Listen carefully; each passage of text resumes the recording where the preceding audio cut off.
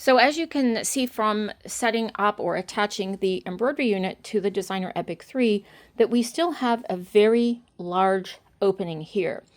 And that is an opening that will allow you to do free arm work. So if you have a pant leg or you have a bag, it's easy now for you to push the bag or the pant leg underneath. There is a special hoop that you use for the free arm.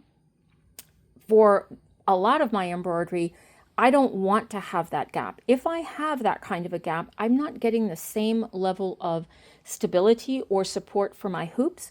So I need to add the embroidery extension table, and I'm going to show you how to do that. Now, I don't have a lot of room here, but the embroidery extension table almost looks like a regular extension table, but it does not have legs on the bottom. All right, so that allows it to fit within that space.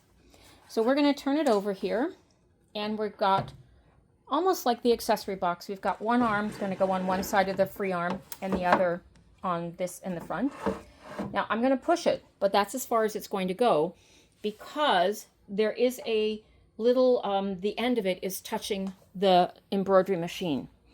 You can actually see that in the camera. So what I'm going to do is I'm going to just lift that up.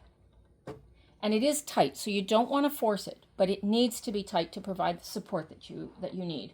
So I've just lifted up the back part here and going to give it a push until it falls into place here. There is another little notch here that I want to make sure is lined up. All right, now this is how most people will get it. It fits easily to there, but you will notice that there is still a gap right here. You cannot operate it with that gap, or I've seen people operate it with the gap. You do not want to operate it with that gap. What happens here, and I'm going to just move in for a close-up so you can see.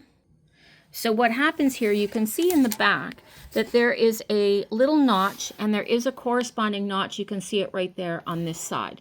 So what we want is those notches have to be pushed down just a little bit. My table might not quite be as flat as it should be. And so what I need to do is to just gently push down on this part, which is going to push those notches into the slots on the end here.